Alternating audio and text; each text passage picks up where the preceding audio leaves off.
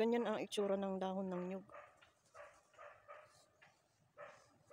At kailangan may itak or patalim para madaling makuha ito. Kada bawat isa. Kunin ito at linisan yung dahon. Yung iba, nililinis nilang isa-isa na permanente. Pero ako, iba ako na maglinis. Kunin ko muna lahat sila, ganun. Saka tanggalin ko yung dahon tanggalin ko itong dahon na ito. Tapos linisan ko silang isa-isa, pero kukuha ako ng by groups at saka linisan ko silang isa't isa. Yung ibang naglilinis ng walis tingting, kung walang patalim na nakuha at may nakita nilang dahon na nahulog, kahit ganun lang nila sa kamay at saka iganon nila lang, kunin lang nila na ganun.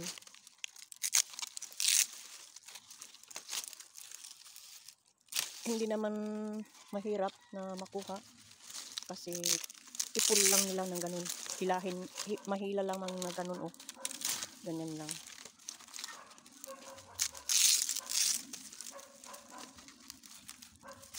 Ganyan lang. Tapos pag may patalim na, lilinisan nilang isa-isa para malinis ang bawat isang tingting, na maging malinis lahat, para malinis lahat. Ganyan.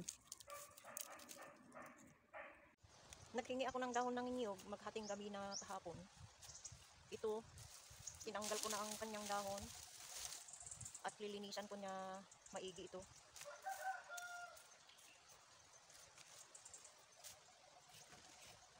Bawat tingting linisan ko ng maigi kasi ang dahon lang ang natanggal. Ito, kaninang umaga. Pagkatapos na tinanggal ko ito, kumain ako at sa ngayon, lilinisan ko ng maigi bawat tingting.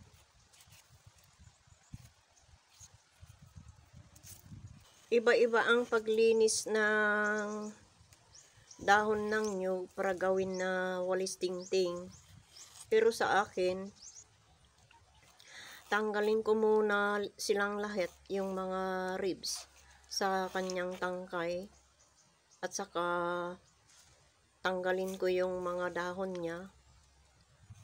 Tapos dakutin ko ang marami at saka isa-isa kong linisin yung ribs.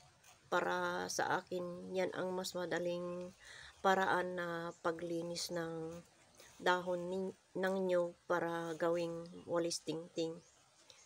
Pero yung iba, isa-isa nilang pulutin at isa-isa nilang linisin.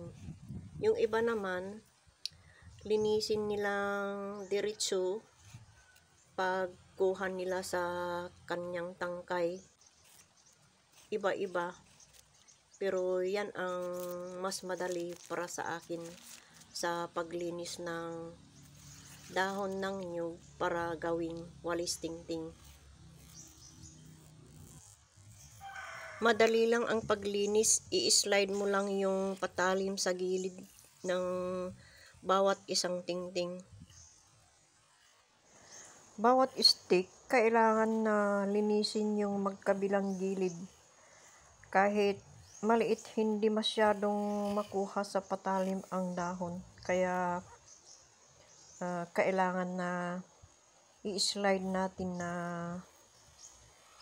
dalawang bisis.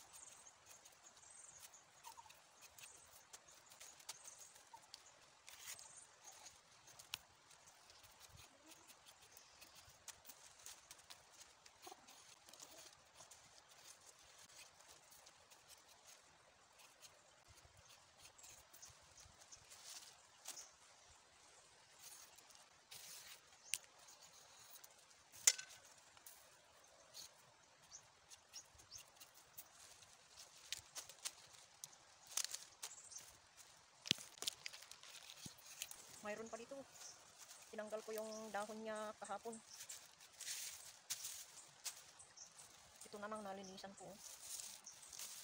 Linisan ko pa ito. Kung kulang pa, magawa ako ng 2 tingting. Kung kulang pa ito, maghanap pa ako ng dahon. Kung may mga nalaglag pa.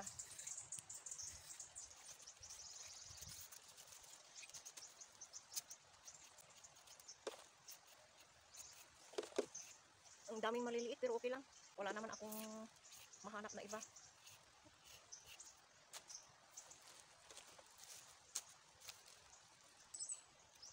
Isa-isang nalinisan sila.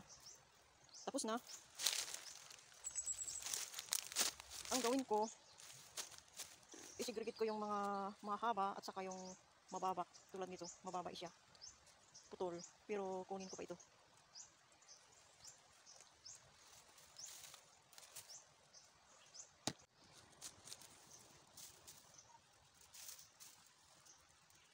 Hawakan ko dito sa tip niya at saka ilaglag ko yung mga mababa. Kunin ko yung mahaba.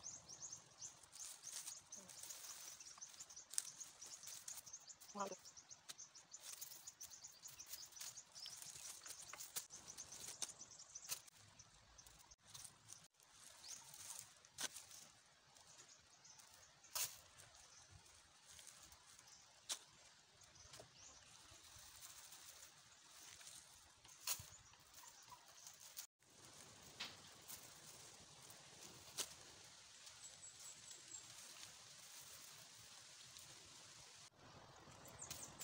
Malaki ito, hindi na ako maghanap ng ibang dahon pa.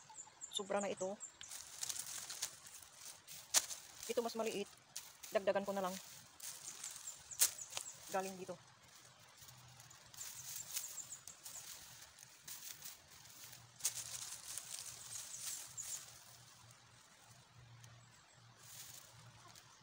Parehas din naman oh. Maging 2 tingting. Oh, malalaki na ito.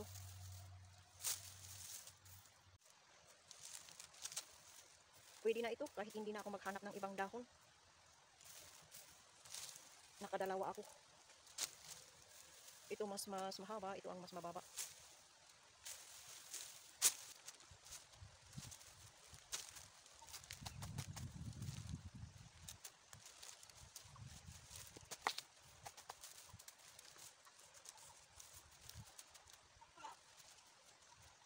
Gagamit ako ng rubber band.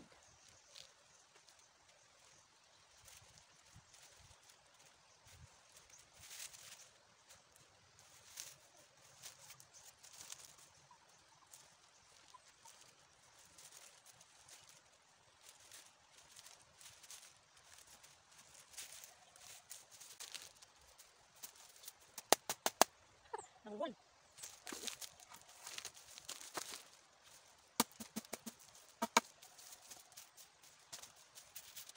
Yung takas hindi pantay.